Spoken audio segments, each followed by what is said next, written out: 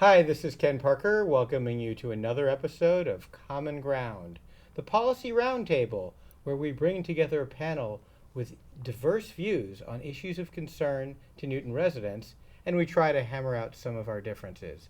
For those of you who are new to the show, let me review the rules. First, I introduce a topic, and then we go around the table once with each panelist expressing their viewpoint. I then select the two panelists who disagree the most strongly and invite them to speak directly to one another in hopes of finding some area of agreement. At the end of the segment, I give an assessment of how we did at finding common ground and sometimes put in my 2 cents on the topic. Tonight, we're going to be focused on the ballot questions, the local Newton ballot questions, and maybe we'll talk a little about the statewide ballot questions if we get to that. But we have, for the first time, I think, in a number of years, Newton questions on a state ballot. And so the first thing to think about there is we're actually going to get to vote twice on Election Day here in Newton, since we'll get a state ballot and also can take a separate local ballot with the two questions. And you can opt for one ballot or the other or both. So that election, of course, is Tuesday, November 6th. And, you know, my motto is, in a democracy, you get the government you deserve, so show up and vote. So I hope that, and of course, we do have the opportunity in Newton now and in all of Massachusetts to vote early. So if you're busy on Election Day, however you're going to vote on the ballot questions or the candidates or anything else, please take the time and effort to vote early. If you're not 100% sure you'll be able to participate on Election Day. As usual on Common Ground, we have a fabulous panel. And so without further ado, let me introduce tonight's guests. Carolyn Gabbay. I do. Carolyn, thank you for coming back on the show. It's a pleasure. Hopefully we won't have any technical difficulties. Just a wee bit of a technical recording issue last time you were. It'll be a pleasure, I'm sure, this time. Anyway, everything will go smoothly. And Olivia Matthews. Olivia, welcome back. I think you were on the show when you ran for school committee, weren't you? A number of years ago. Oh my gosh, that was a really long time ago. But yes, hi Ken. So Thanks for having me. I think it's your second time. You're both of your second time on Common Ground, but it's been a while in your case and less time in Carolyn's case. So tonight's topic, the local ballot question. The first thing I need to do is say that we made Herculean efforts, or at least tried a little bit, to get a more diversity of opinion on the show. No, I asked my friend Matt kind of last minute. He couldn't do it, but the reason prior to that, I'd invited the campaign for the of people who would like to see recreational marijuana stores in the city to send a representative. Their chairperson was going to come and I guess had a conflict. I think they might have even going to have two people, but then I scrambled to try to find someone else to represent that perspective. Now, I do not share that perspective, but I've been at events where they have spoken, where Jane Franz, the head of that group, has spoken on this topic. So what I'm going to do is I'm going to present what, to the best of my recollection and ability, their viewpoint, and to let the panel just respond to that. So we have that kind of Hegelian dialectic, as it were, of ideas. And so but first the civics bit of this is there are two ballot questions on the Newton ballot. One of them, and I guess they'll be side by side. So the one on the left is a question to limit the number of recreational marijuana stores in Newton. And folks will correct me if I get this wrong, but that would be a zoning ordinance that would say that Newton it would be a request to the city council to pass a zoning ordinance to restrict Newton to having in the range of 2 to 4 recreational marijuana stores. It would not prohibit the city council in the future from amending the zoning to go to a higher number by a vote of the city council. The other question, the one on the right-hand side of your ballot, will be one to prohibit recreational marijuana stores in Newton. The effect of a majority vote for that would be a request to the city council. Now, to pass a general ordinance prohibiting marijuana stores in Newton, recreational marijuana stores, not medical marijuana stores, which I guess we already have at least one of and maybe two of now. Someone will clarify that. So that's really important, Ken, to point out that this ballot question has nothing to do with medical marijuana. So there's already a store in Newtonville that sells it. And it doesn't have anything to do with people's right to grow or to consume recreational marijuana in Newton. It is simply about whether we'll have stores, so whether we'll be a host to stores that are selling. So just to be clear also, neither of these questions is binding on the city council, although it's pretty clear, I think, that if one of them passes and the other doesn't pass, it will be effectuated. If they both pass, it sounds like it'll be the one that gets more votes that will go into effect. So even if, for example, a majority of people vote for both the 2 to 4 zoning ordinance and the prohibition, even if the prohibition passes, there won't be a prohibition in Newton if the other one gets more votes, as I understand it. Have I gotten any of this wrong? No, that's right. I don't want to be the nerd lawyer that I am, but I'm going to be the nerd lawyer that I am for a second. You'll be outnumbered by nerd lawyers at the table if you're going to join. Oh, that's right. Hey, I'm the nerdiest kind of lawyer, intellectual property. So. Well, I've been a healthcare lawyer for 42 years, so I sort of have a health bent on this. But the reason that you had that nuance you had to explain about it just being a request to the city council is because when 2016's ballot question was drafted by the marijuana industry, in addition to setting up as many hurdles as possible to letting local communities have local control so that you had to opt out instead of, as in other states, communities had to opt in, they have set up this situation where we have this ballot question competition now that is only an authorization to allow the city council to vote for limitation. I don't think anyone has any doubt, though, that if the prohibition question passes and the opt-out question, the opt-out question passes, that's to prohibit marijuana stores, and the 2 to 4 limit question does not pass, the city council will overwhelmingly vote to prohibit it. I think the political realities are that whatever carries, the city council is going to go down that road. Although the city council is very split, it's been almost an equal split on this issue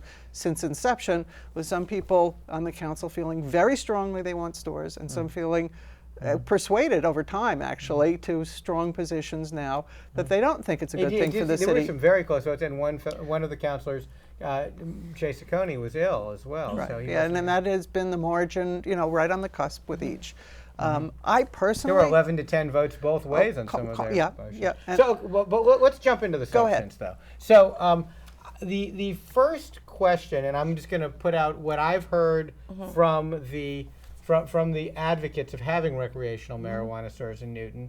I felt funny even saying recreational marijuana. It sounds like it's like double talk, But the recreational means as opposed to medical, just to be clear. Or call it non-medical. Well, anyway, the point being, we'll use the terminology that's established. But the first thing that Ms. Franz said at the Newton Highlands event that I was at, where she spoke about this, was that it's going to generate a lot of tax revenue for the city.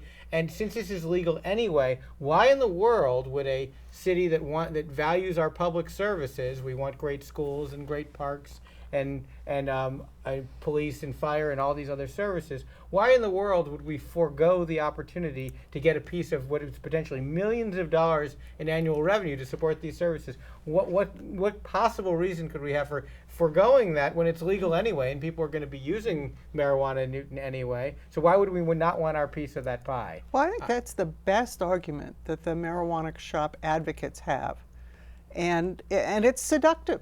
It's money. People want money, but the problem is some money isn't worth taking, and this money, $2 million, is what the high-end estimate has been.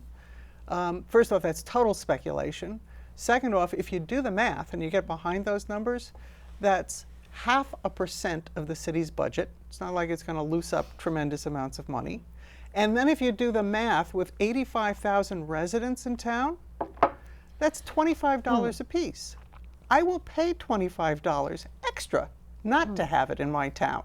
Well, Olivia, I'll let you respond to that point, and then I just want to follow up with that, I guess. Go ahead, if you have any thoughts on this. I guess my main point with regard to revenue, it's kind of like what Carolyn said.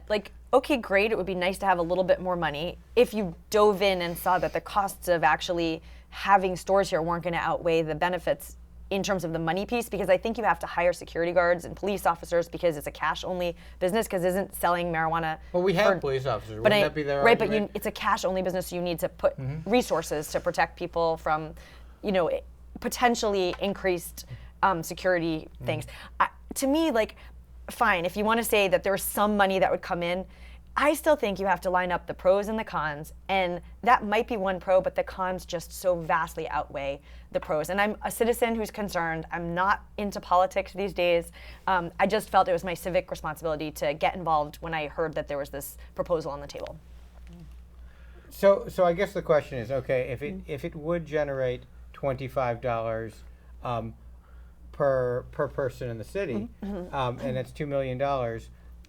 What's the downside of getting that money if it's going to be here anyway? And I guess the follow-up thing that people say is anyone who wants access to the stuff is getting it anyway, right? So why not have it organically grown and safe marijuana as opposed to the stuff cut with glass on the street, or opium, or cut with something else? So you're assuming that there's this system in I'm place repeating, right, but I'm saying, so whoever's making that argument is assuming there's some system to harvest organic marijuana and make it all safe and clean and fine in a big retail store, retail stores in Newton, and I don't think that's the case.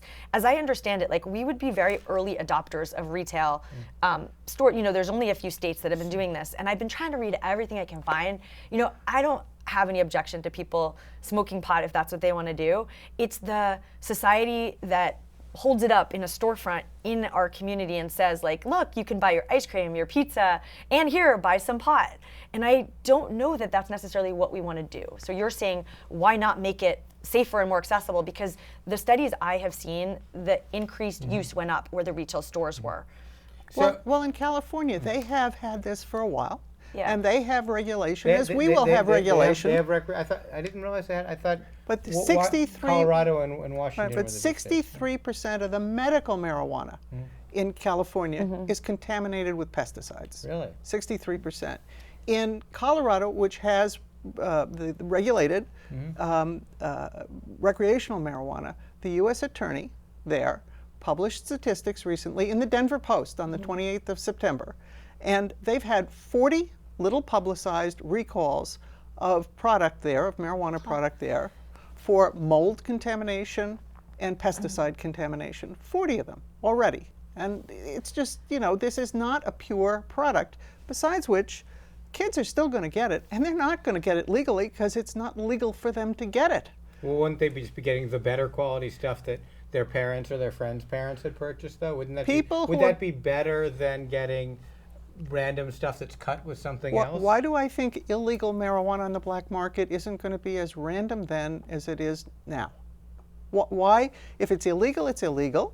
And if somebody is taking it to resell, they want to resell it at a profit. So they may get some relatively pure stuff legally at a store as an adult. But what are they going to do when they cut it down? That's not how you make profit on the black market.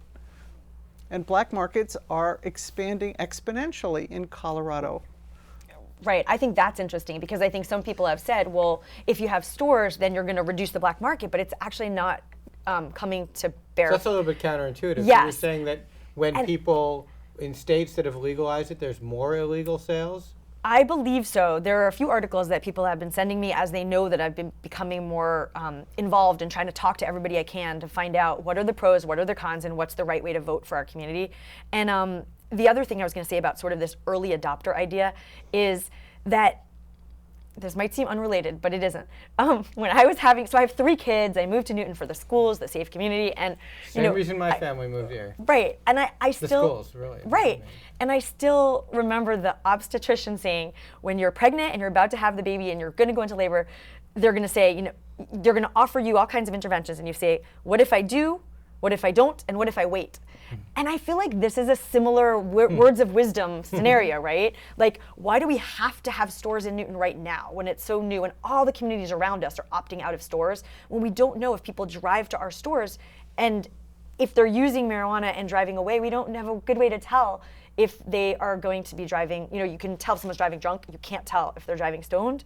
There's no good test. So like, why do this now? We could always later have stores. That's an important point, because a lot of communities around us have opted out. Needham, Wellesley, Weston, Dover, Wayland just opted out. Some communities are going to have it. So Brookline and Boston. Brookline and Boston, and maybe some others around us. So what's wrong with waiting and seeing? The W's have opted out, and the B's have opted in. I don't know if it's first letter related, but But you know, it's no hardship to go to Brookline. I do it all the time for whatever else I'm shopping for. there's some excellent Thai restaurants and Indian restaurants in Brookline. Yes, yeah. But there are going to be recreational marijuana shops there. It's very simple to go there, and there are going to be probably some on the west and north part of the city. So we all shop in the neighboring communities. Why shouldn't people shop for that? Why do we have to be the laboratory here? So I mean, I guess one of the things that people say is that people are trying to relitigate the 2016 election. That people are like, folks have already voted on it. It's legal. Get over it. You lost. So, you know, right? I have encountered that a couple times, people saying that, and the truth is, because I've talked to a lot of voters, I was one of the people out there in 90-degree weather, 100-degree weather, standing in front of Whole Foods, politely asking people if they voted in Newton and wanted to hear and talk about the opportunity to opt out of selling So you retail collected marijuana. some signatures. Collected signatures. And what I found out is many people voted to decriminalize marijuana because they didn't want people to go to jail for pot, but that didn't mean they wanted stores, and that the ballot initiative that they voted on was like pages and pages of legal. Maybe you guys combed through it as lawyers, but they didn't know they were voting for stores. It wasn't accidentally confusing. Just to get out of my role playing here for a second, it was intentionally deceptive because it actually said that that you would have a local opportunity to opt out. No one, it said in big print, no one, and then their advertiser is going to have marijuana stores in their community if they don't want to, and that it can be locally regulated. Yes. Well, it doesn't really turn out that either one of those things is 100% true. I mean, you know, it was only subsequently that they used, when we voted on it, it was not a measure, how you voted locally on it was not a measure of whether you automatically opted out. There was no correlation. So Newton residents voted something like 55% for the legalization, but at the time that didn't mean that there would that would relate to whether we had them in Newton. That was like a separate issue. Right. Then what happened subsequently is the legislature passed something and said, if a majority of people in your city or town voted against it in 2016, retroactively, when you didn't know this was the case, that means you've automatically opted out, which is kind of, you know, usually when you vote on something, you know what you're voting on before. You don't need the gift of time travel to be able to figure out what you're voting on. Yeah. It's like, to me, that was just a very weird way of handling that opting out option. But just to run through some of the other arguments that I've heard. One is why this is just prohibitionism.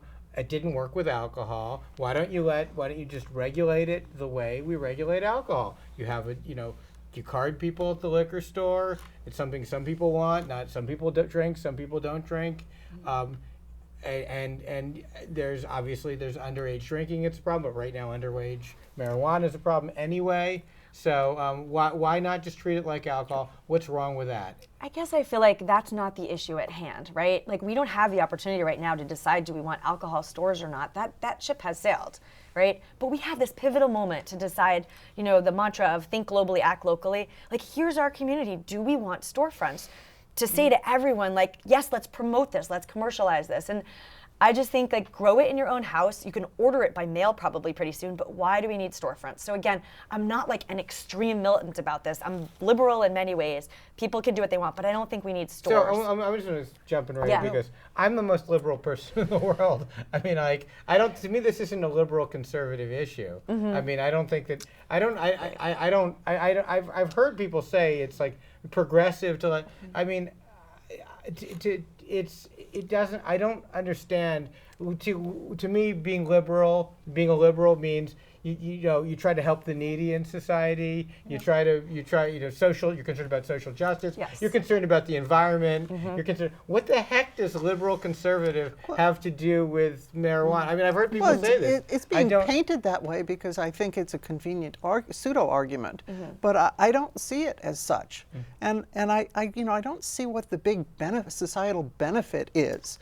we're not going to make money on taxes out of this. In the Massachusetts Senate Committee report on marijuana in 2016, they already admonished all the municipalities, don't think you're going to make money on the taxes. They said it right up in the front piece, because there are going to be costs associated with it, and chances are you are not going to make a profit on this. The only ones who are going to make a profit are the parties who have invested tens of thousands and millions of dollars. Frankly, one thing that I don't entirely understand about these numbers about how much revenue is going to be, allegedly generated. Maybe I just don't know the math on this exactly.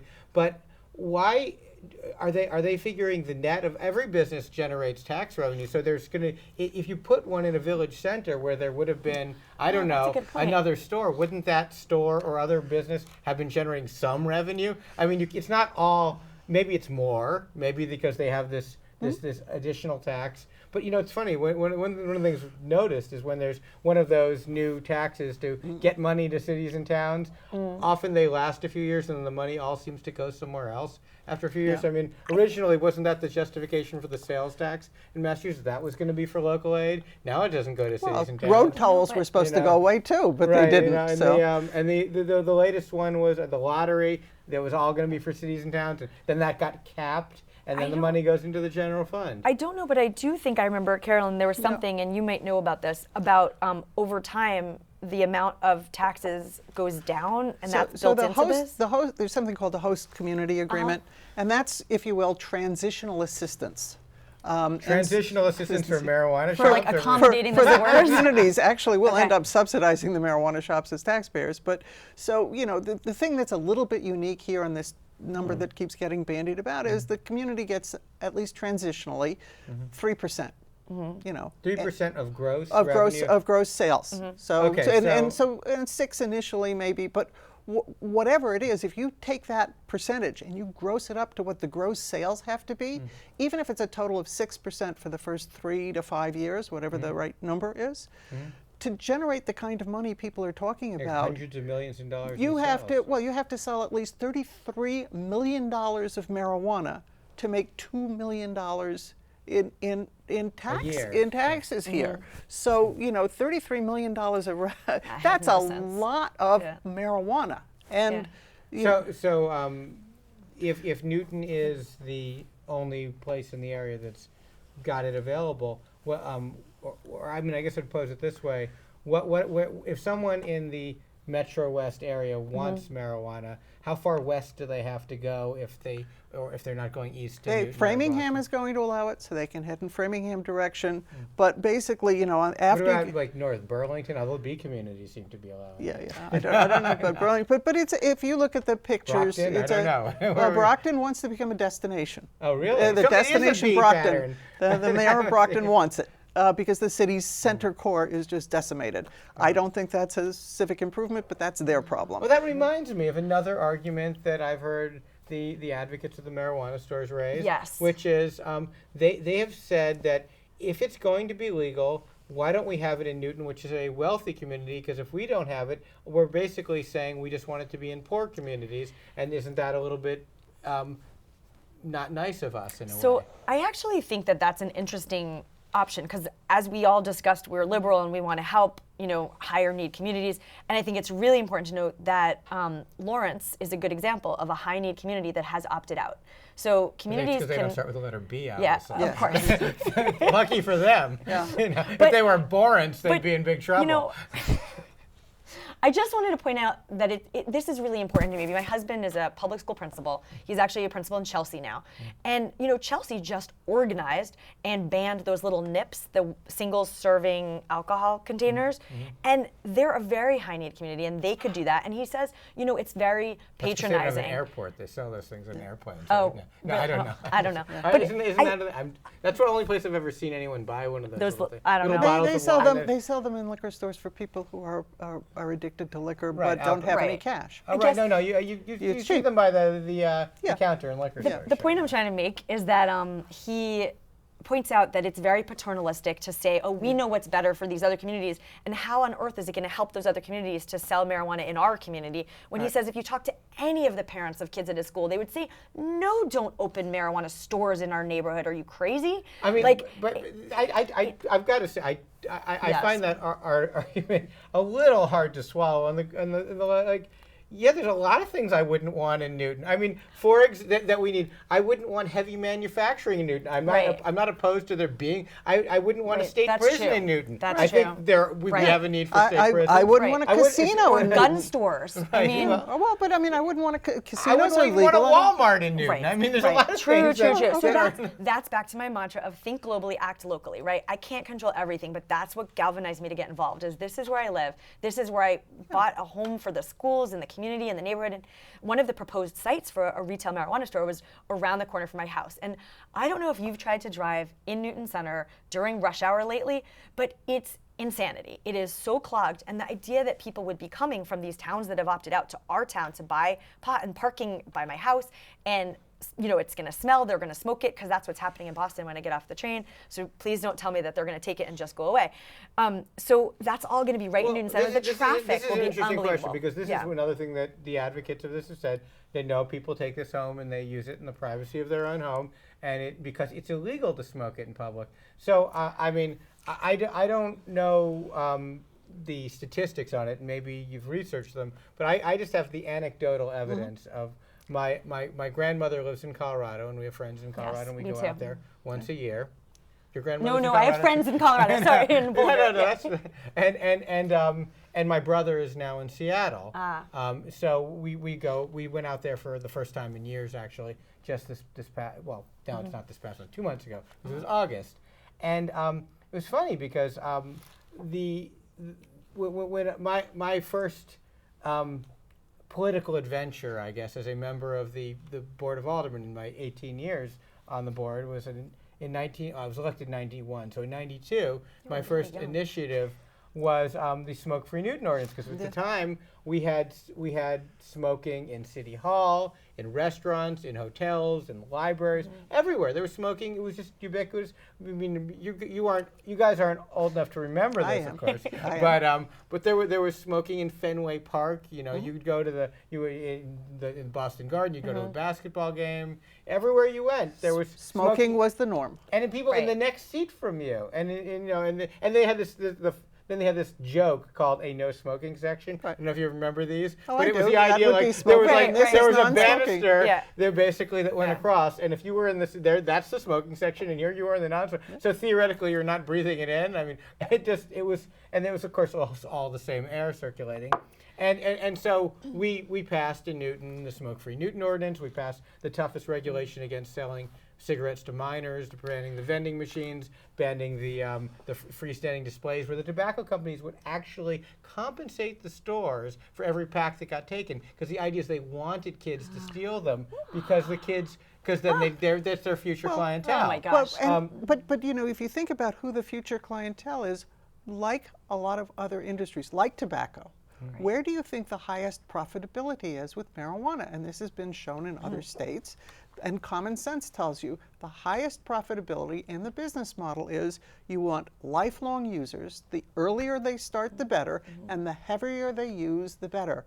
So you really want that same sort of topical situation as you had with tobacco, where and also it applies in gambling. I'm not here to do all the social stuff on the prohibitionist side. I'm just saying you look at the business model, and what the business model wants is the profitability is driven from lifelong users and heavy users, and the sooner they get started, the better. And it is addictive, psychologically addictive, physiologically addictive. It's just that's just the way it is. Of course, I totally digressed from my question. If I even Oh, I had one, I can't remember. No, so what I was asking about is, so my anecdotal experience, and I don't know any statistics on this, is when I go to Colorado, and when I go this past month to Washington State, even though public marijuana smoking is illegal, it seems like it's quite common, and it seems like, and to the point in Seattle, where I think the entire time I was in Seattle, I might have seen 2 people smoking a cigarette. and I saw dozens and dozens of people smoking marijuana, and there were and it wasn't just in the seedy areas downtown. It was in Queen Anne, where my brother lives, one of the nicest neighborhoods, if not the nicest neighborhood in Seattle, at the farmers market. We were there with our kids, and you're like, and they walking through clouds of marijuana smoke. Well, the clouds and that, I don't want that. I think it's bad for me as a secondhand consumer. I don't want that. It smells awful. I don't want it on my clothes. I don't want to have to clean my clothes around that. All right, leaving all that aside, what makes you think that if we're going to have this out-of-town traffic and the propensity to consume what you've just purchased, that we're not going to have an increase in stoned drivers on the street? Right. Well, it just stands to reason that there are going to be more people coming into town, some percentage, whatever that percentage is, going to be using it before they depart, or they're going to be taking an edible that doesn't smell. Why can't you say the same thing about alcohol, though? Well, because there's a test for stores. it. You can get pulled over for drunk driving, and you can get arrested. With pot, they can't tell if there's no good test yet. And so that, to me, is like another thing on the list of reasons why we don't want stores here. If the police can't tell if you've been using it or not, again, what if we wait? Why do we need to have stores now? Just again, to play devil's Yes, advocate, by as all it were, means. to represent, I shouldn't even call it devil's advocate, to represent the viewpoint of the folks on the other side of this. Well, it's legal, and so it doesn't matter which direction people are driving. What if they're Newton residents and they have to drive somewhere else? If people have to drive farther, there'll be more stone driving if we don't have those stores. Aren't we making the roads safer if we have the stores? Because they'll be more convenient. People will be able to walk. That's sort of a heads I win, tails you lose kind of argument. You can't. But they're clever, aren't they? Yeah, it's very clever. It should be walkable pot You know, shops, at the end of the day, we're like going. walkable elementary school. We're going to have Right. home delivery, and home delivery solves all these problems. We all point and click for everything now. Right. Home delivery deals with the issue of these are basically cash businesses. You're not going to have Well, how are they going to have home delivery if it's a cash business? You can't use a credit card because of the federal banking regulations. Right. So that's not going to change, at least not for a while. I don't mind if the driver has the money, but I really don't want $100,000 of cash. They're going to come to the door, and the person's going to come out with a... People give the Domino's delivery guys their money. Oh, I see you what know? you're saying. Not Yeah. hundreds of dollars, though, or really. I mean, Well, that's but a lot of that's- pizza. that's a- I yeah, mean, that's a lot of pizza. It's a lot, and if it's Domino's, it's a lot of really, really lousy pizza. I On the know. other hand, if they've been smoking pot, maybe they'll be less discerning, and it'll be good for the Domino's industry too. But that's the problem for the entrepreneurs in this industry to That's control really a lot. for. There's some right? cheap pizzas. How many Domino's pizzas could you get for? It would be way more than anyone should reasonably try to consume. Clearly not that. your sponsor, but but nevertheless, if their home delivery is something that's done now with medical. It will be permitted for the recreational. That's way safer because I'm going to assume Is that the allowed drivers- now? Can people Home order delivery- marijuana from Not, marijuana? not, I don't think so. not recreational, but Medical they can right now? medical. The regulation is that they can only take 1 ounce, and if there's more in, because that's all that's allowable to be. But that's a lot of marijuana, though. That is, but that's what's permittable for And they can grow. possession. How much can they 6 grow? plants, I think it is, or something like that. But home delivery just solves all the. It's like the Uber driver solution. There are businesses that have started in California on that's going to be permitted in a certain period of time. That's so much easier to regulate and manage. And card people, and those systems are the things that So should be people set get up. delivered to their own home. And then they don't drive anywhere, and the driver is managed by the company, and the driver shouldn't be stoned on the road. So I've got a dumb question about this. No 'cause- questions are dumb. Well, it's kind of dumb because this will sound like naive of me, but until a couple months ago, I thought that edibles, when people talk about marijuana edibles, I pictured like a white pill that someone would just like having a little pill bottle, and they would take THC pills. It's edible, it's oral, it's like an oral thing. And then I found out, and you guys probably already know this, they're putting it in like gummy bears and chocolate bars, and now like soda, and these are things that appeal and to barbecue a certain... sauce. Right now, that's sold medicinally in town. Here, There is medicinal barbecue. That's well, one actually, of the if registry. it's really good barbecue sauce, you don't need anything in it. That is medicinal. I will disagree with you on that actually, one. one of Barbecue the sauce can be medicinal. I was told by one of the people who was opposing me at the hearing that it's very tasty. So, but no, that's being sold currently in town here at a registered medical dispensary. I don't look. If people are going to make edible marijuana, it ought to be things. It ought to be Brussels sprouts. It ought to be, escargot. It should be things that children don't like, because I mean. I do not like the idea of soda pop, as we used to call it in the day, and candy bars having marijuana. And actually, around this very table, my friend Matt Yosbert and I discussed the issue. And while he wanted to legalize the stores, he agreed that we shouldn't be putting it in candy. But we in Newton are not allowed to regulate edibles. Well, we're just not allowed to ban them or any of it. That raises a good question. This is a federally illegal substance, but we can't even regulate it. Well, the state regulates it. The state does prohibit, unlike in Colorado, not allowed to have animal or human shapes. Okay, fine, but the candy bar, chocolate bar. Shapes? Yes, like Flintstone. Is this a real issue? Yeah, like little Freddie Flintstone gummies. You're not allowed to do that. You're not allowed to do animals, but I mean, but a candy bar, a chocolate bar, a brownie. I've had a lot of candy in my house over the years. I have children, and there's Halloween. I don't remember any human-shaped candies. There's like the little Reese's things. The Sour Patch Kids. Okay. They're not allowed to do that. But they are allowed. That doesn't seem like the prevalent kind of candy. It comes in a bar. It comes in little round. They do M&Ms. No human-shaped candy.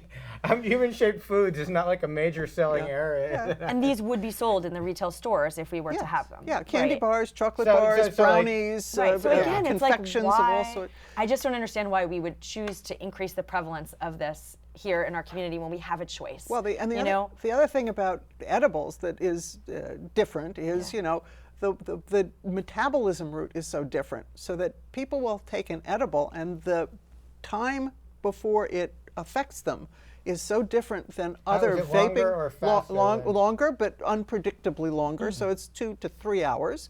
Whereas if somebody's someone eats it and it takes 2 to 3 hours to get them high. So they may be driving home thinking they're fine until they're not. And then there's vaping, which is already an epidemic in this city, and vaping hits rather more immediately than even. So vaping is usually these liquids that have tobacco in them, right? Or they have some sort of nicotine to it, but they have some sort of concentrate. And right now, medicinal. And they vaporize it with these e-cigarettes. That I have seen. The secondhand smoke isn't as bad as regular cigarettes. But that's it's still annoying, but it's not. Because it's not known what it isn't as smelly, and there are pleasant scents in it. There was a piece in the New York Times that it's still horrible, and there's all kinds of. It's still bad for you and all the rest of it, vaping tobacco products. But if it's not going to smell like skunk weed, then people are going to, and parents are going to be less able to tell their kids are vaping the THC equivalent. Because it's just the steam, essentially. Because it's a different modality. But anyway, so that's presently available in town medicinally. So just to say it's presently available, if there's recreational marijuana stores, will people in Newton, if that happens, will people in Newton be able to buy those vaping concentrates with THC in them? Why not? There's no reason why not. It's not regulated out. In fact, that may be preferable than having the smelly product. Just like people think edibles are attractive for that. They're tastier and you don't have the same smoke. I think there are many edible things that have no THC in them at all that are quite tasty. Well, not Domino's Pizza. And just speaking of THC, let's call a spade here. This is not my era's Woodstock weed. This is 10x the THC potency. 10 times the potency. The THC is being, like every hybrid product that you have, we make things stronger and better and whatever. The THC levels from my era, engineered in they're engineered up. Super pot. They're engineered. Strange pot from another planet? Well, the THC concentrations are shown on the daily menus of the dispensaries. So wait a second. Oh, really? Hold on a second. You're saying it's like when you look at a bottle of beer and it says it's 6.8% alcohol by volume, they tell you how much THC is in these things? Yeah, I tend to look for the sodium in my products, but that's a different story. But yes, there's in the daily menu on the registered dispensary, there is a THC concentration. Daily menu. Right. If you go on the website of the registered marijuana dispensaries, that one too, but it tells you what the daily menu is, what products they have listed. It's a fascinating read. It's amazing. So you made me think of something that I really wanted to point out. As you know, Ken, you kept giving us some of the counter arguments, and in case anybody is listening to this conversation and they're saying to themselves, well, you know, vaping is so prevalent in the high schools, and it's really a problem in our schools. Now, logically, we know that if you have stores and they're selling it, anything where we're going to put big commercial stores in our town, there's going to be more use. Like, that is what the data has shown, and that's just common sense, right? So, and we're kind of saying it's okay by having it here, and we're holding it up to our kids as like, this is something adults do. Yeah, you can try to sneak it, but in any case, we're commercializing it, we're advertising it, right? So, if we know that this is already a problem, some of the people I've talked to were like, well, the kids are getting it anyway, right? That's the argument I hear. Sure. So why not have the stores? And that to me felt like such an abdication of responsibility to say we have a problem and we need to address it and let's take a stand. And this is where I felt disappointed by my elected officials. And you mentioned that I ran for school committee. And again, like, I have no interest really in like some of the stuff that goes along with politics, but I do have a compulsion to do the right thing. And I feel like if there's a problem, you know, one of the things Newton's done a really good job at is addressing some of the social emotional issues. You know, at Brown Middle School, where my daughter goes, they now have these advisory groups that stay together. My son's, of course, in her year. They stay together for 3 years. What an amazing opportunity for a small cohort to feel supported by an adult. So there are some strides being made. But when you look at the fact that this is an issue in the schools and you say, but these school committee members and city councilors are saying, however, you know, let's have stores and sell more marijuana. Say, I was a little bit shocked. To the credit of most of the school committee members, most of them have not publicly supported the legalization of it. But there's one, the Ward 8 school committee member actually put his name publicly. Yes, So as there's wanting several now. There are a couple some stores. And this is where I feel like that's, don't put your name in that, but also where's the courage to take us? No, but it says school committee member. I mean, it literally says on the flyer that they want stores. Like, I remember getting endorsements from people when running for office, and they're saying, well, I have this kind of professional thing, so you don't use them. Like, I remember what it was. It was a Democratic ward committee member, ward chair, and said, yes, I'm chair of the ward committee, but I don't represent the ward committee in endorsing you, so don't put chair Ward 1 Democratic committee on it. It doesn't represent the school committee. But I actually think it goes beyond that. I think that there's a responsibility. Where's our superintendent taking a stand, and the school committee, and the city? Like, I get that you can say there's some revenue. You know who our superintendent is, right? Right, but I think taking a moral stand and saying we shouldn't have more marijuana stores in Newton would be an ethical thing to do. Well, maybe, you know what? Yes. We just have to get like a superintendent in another community to give a speech against marijuana, and then any minute our superintendent will give the speech, right? Well, but let's look at what our police commissioner. Inside joke? You don't know? No, I don't. You plagiarized a graduation speech. All right, so let's take a look at what our police commissioner, our fire apologize commissioner. for Yes, that. this is huge. What Carolyn's saying. This is Our important. police commissioner, our fire commissioner, and the Yes. director of public health here have all taken positions and testified in the police commissioner and the fire chief's case. They testified against this and gave the reasons why it would be bad for the city. Yes. At the city council meeting, and the city council ignores their fire chief and ignores their police chief. Well, Not all of them. I mean, Some of our city councilors were very courageous and articulate about why we should opt out. So to their credit. Yeah, I just mean the ones who chose I think to ignore them. one of the newer ones, Jake Auchincloss, has been very out front on this, to his credit. And Yes. I think, Yeah.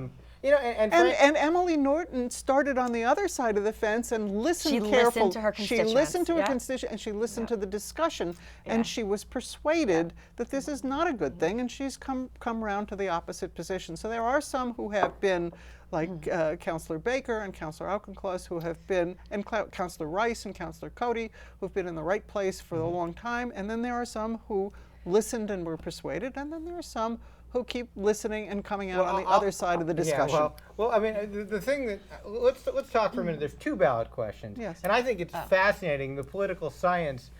As a political science major in college, and as someone who's been involved in politics in one form or another for a long time, the politics and the maneuvering of how we ended up with 2 ballot questions Yes. is just absolutely fascinating. Well, to me. that was fascinating, and the maneuvering around the voting rule was even more jam it down politics. Well, let's educate our viewers Yes. a little So bit there's about this. so the issue that really, we have the two competing. Let's just start. You start from scratch. Let's start from square one, which is Yeah. there's 2 questions on the ballot. You would both like there not to be recreational marijuana stores. So in we Newton. would vote yes. So Opt out. obviously, you're going to vote yes to opt out. Yes. But why would you not also want to vote yes on the limit just as a backup plan? Because I don't want to cancel out my vote. Yes. And that is the way the ballot has been set up. Ostensibly it's a compromise, it's to backup plan, it's to make it to make it incremental. In fact, But it's so disingenuous. This Yes. is what's because the people is. who are pushing it are the people who wanted marijuana. yeah, stores. and I mean, either that and is it's what to and me it's was a so cohort. infuriating. There's a cohort of people who I mean, they actually can just be upfront and say it even. I just Yeah. oh, we were.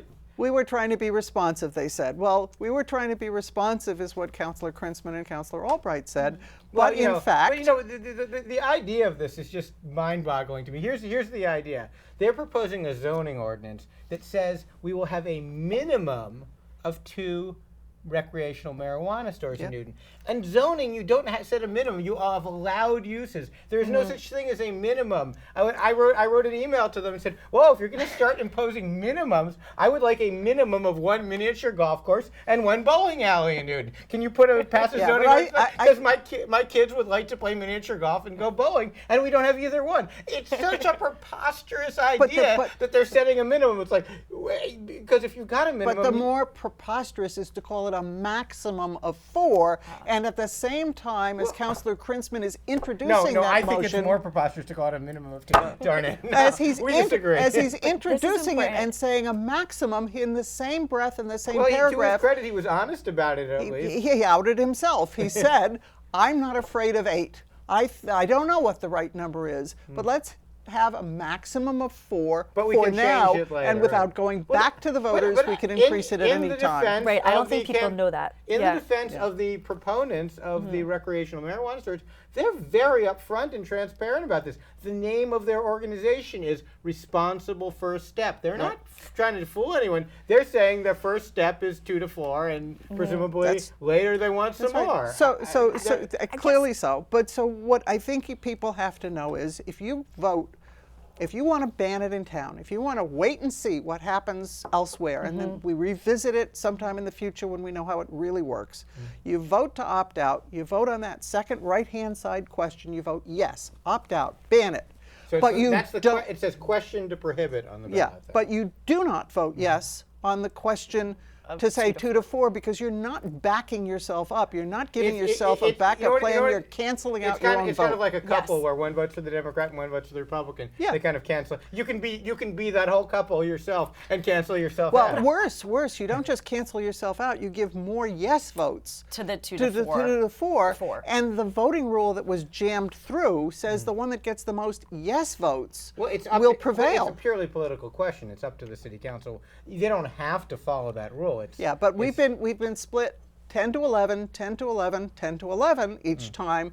And now if you have that moral behind you that said, well, the voters voted. I mean, how many times have I heard the voters voted in 2016? Well, the Right. voters voted, including local and control. legalize it. So don't throw that in my face again, because we voted as a group for local control. And I will say, I'm probably the only person on the table who voted yes to legalize it. I mean, how I voted is between me and my conscience. I will tell you that because I gullible as I was, I believe them that we'd be able to ban it. And to me, And that's the- to me, it's like it's an adult business. Right. And I'm not against there being strip clubs, but I don't want one in Newton. Thank you. That's Exactly. another good example. There's lots That's of things. Awesome, I'm not Ken. against there Yep. being, there are a lot of things. I mean, we need Yep. recycling plants. I wouldn't want a big recycling plant. Although actually, go back to that. I was a good example, but I'm not for that. For strip clubs. So. Yeah.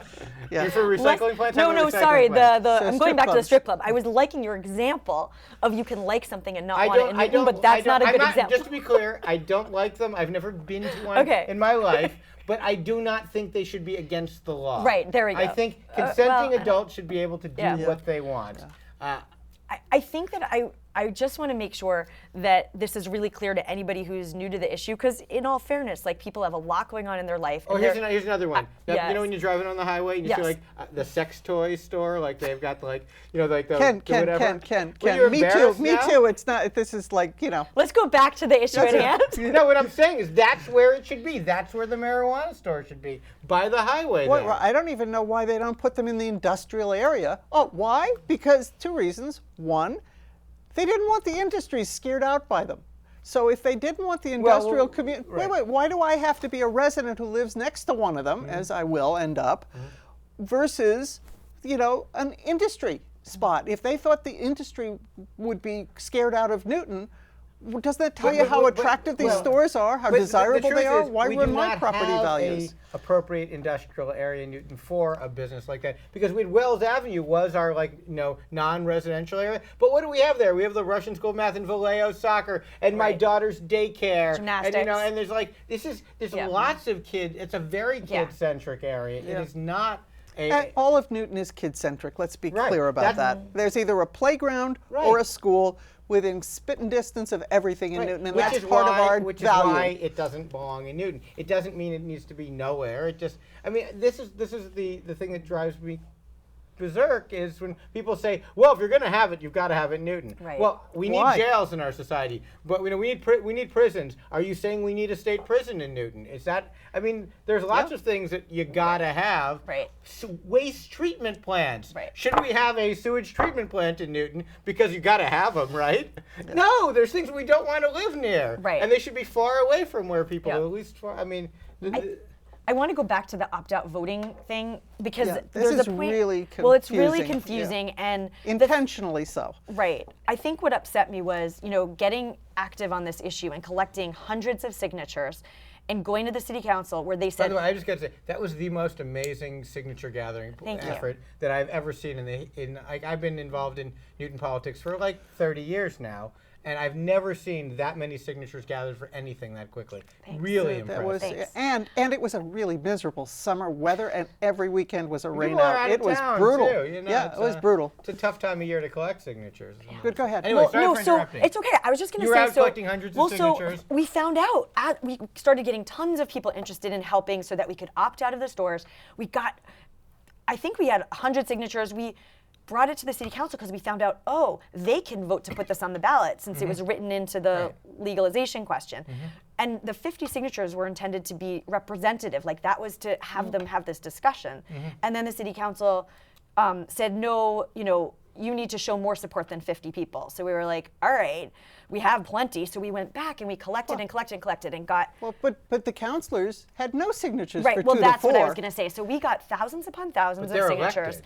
This is what I didn't They had understand. thousands of people vote for them. I didn't understand how it went back to the city council, and I appreciate that they said, wow, you do have a lot of support. Okay, we'll put this on the ballot. And they unanimously voted to put it on But the ballot. then they said, but they want to keep the other one on the ballot. Yeah, they said nobody has come to us, and well, they didn't say this. In my observation, nobody has come and said, let's please have 2 to 4 stores. And nobody said this, but they decided that this should go on the ballot, and not just as a let people vote to opt out, and also if that doesn't pass, how about 2 to 4 stores? Instead, it's now this competing ballot initiative, which there's is no rush. There is no rush but at all. I want could people have this to year, know that it's not a backup. So there's a technical zoning issue here, which is just something that people don't think about. I think about. I was on the special permit granting authority in Newton for 18 years, the Board of Aldermen, and I was on the zoning and planning committee for I think 4 or 6 years of that. And zoning is a restrict. You know, you say where things should go. But zoning is not a tool for saying that. I mean, I said like tongue in cheek, like having requiring a miniature golf course. But the way that you approve permits is they don't come in. It's not like you have everybody in the world who wants to do something there at the table at once, and you can say you're the best 2.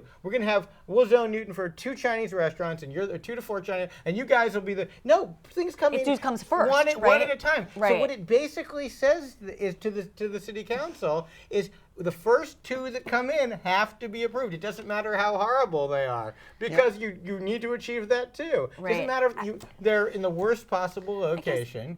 It's not the way And zoning and planning actually work. in this case, they are in the worst possible location, the first 2. There's 11 to 15 parking spaces max they're talking about over on Washington Street. Where's the other one they're talking about now? Over on Route 9 Elliott Street, with that one's been approved, and that's a traffic nightmare as it is. That's in the old green tea? Yeah, in the old green Someone tea. has a sense of humor, at least. Yes, yeah.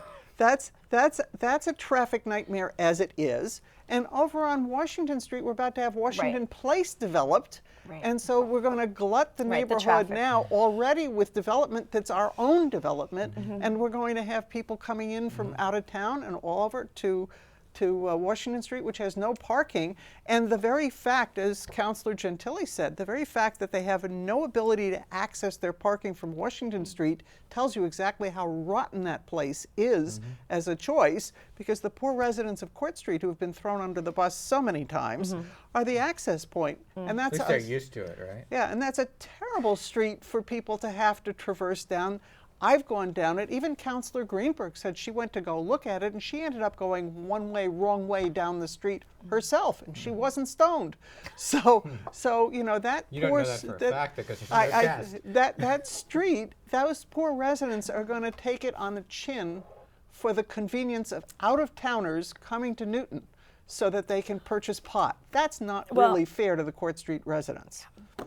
We got a couple minutes left. Do you want one more? Is thing this my final? Yeah. Why don't you make your final pitch on this, and then we'll save 2 minutes to talk about the other ballot questions. Okay, awesome. Educate. My final thing to say is that when you weigh the pros and the cons, I get it. There are some reasons why you might want a store for some tax revenue, but when I hear about how little that is compared to all of the reasons why we don't want retail recreational marijuana stores in Newton, for the traffic and for just fundamentally adding more marijuana to our neighborhoods, I think it's clear that we want to opt out. So if anybody agrees with me, I want to make sure they know to vote yes on opt out, and also vote no. Yes on the question to prohibit, the one on the right hand Yes side on the of question, the question that says, do you want to opt out, to have It actually says to prohibit. It to says prohibit. It says, do you want to prohibit? So vote yes on that, but then make sure you vote no on 2 to 4 stores, because if you vote the question to limit. The question to limit. If you vote yes also as a backup, you're canceling out your vote, and